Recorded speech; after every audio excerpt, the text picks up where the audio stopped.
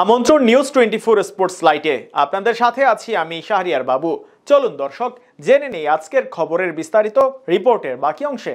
সাকিব আছেন, সাকিব নেই। সাকিববিহীন দেশের ক্রিকেটে আবার বড় কোনো আলোচনাও নেই। না থেকেও থেকে যান দেড় যুগের ক্যারিয়ারের সাকিবের এমনটাই অর্জন। তবে সাকিবও মানুষ, সাকিবও ভুল করেন।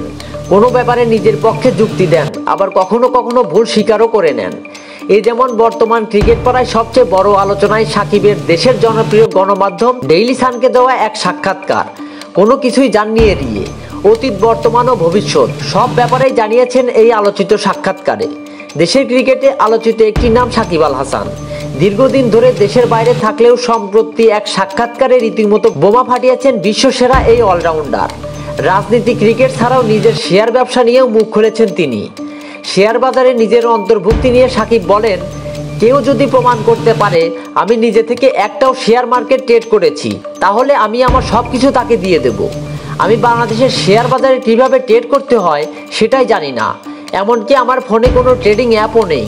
হ্যাঁ, আমি একজনকে টাকা দিয়েছিলাম আমার পক্ষে বিনিয়োগ করার জন্য, কিন্তু সেই পুরো বিনিয়োগটাই ক্ষতির মুখে পড়ে। কেউ যদি দেখাতে পারে আমি শেয়ার বাজার থেকে 1 টাকাও লাভ করেছি, আমি খুশি মনে আমার সব দিয়ে দেব। আমি এই ব্যবসা থেকে কোনো লাভ করিনি, আর আমি নিজেও এই প্রক্রিয়ার সঙ্গে জড়িত ছিলাম না। আমি কোনো মিটিংয়ে যাইনি, এমনকি ওখানে গিয়েও দেখিনি। তাহলে আমি কিভাবে দোষী হতে পারি? গত 24 সেপ্টেম্বর শেয়ার ব্যবসায়ে কারসাজিতে ক্রিকেটার সাকিব আল হাসান ও তার মা শিরিন আক্তারকে 50 লাখ টাকা জরিমানা করেছে Bangladesh security and exchange commission. তিনি বলেন, শুধু বিনিয়োগ করেছি বলে কি ক্ষতির দায়ও আমার? আমি তো এই ব্যবসায় টাকা হারিয়েছি। কেউ যদি প্রমাণ করতে পারে আমি লাভ করেছি, আমি সেটা দেখতে চাই। আমি চাই একটি সঠিক তদন্ত হোক, যাতে আমি বুঝতে পারি কোথায় আমি এত ক্ষতির সম্মুখীন হলাম।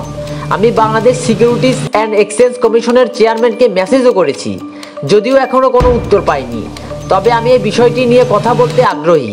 আমি শেয়ার মার্কেট, ব্যাংকিং সেক্টর এবং সরকারের উচ্চ পর্যায়ের সাথেও যোগাযোগের চেষ্টা করছি, যাতে তারা আমাকে এগিয়ে যাওয়ার একটি পথ দেখায়। আমি এই বিষয় থেকে পালিয়ে যাচ্ছি না, আমি সামনে এসে সব কিছু ঠিক করতে চাই। তিনি আরও বলেন, আমি মনে করি আমার সেই সুযোগ প্রাপ্য, আর যদি তারা সেই সুযোগ দেয় তাহলে আমি কৃতজ্ঞ থাকব।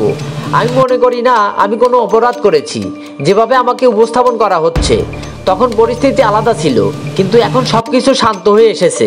মানুষ বুঝতে পারছে যে শুধু একটি ছবির জন্য একজন মানুষকে এমন শাস্তির মুখোমুখি হওয়া উচিত না।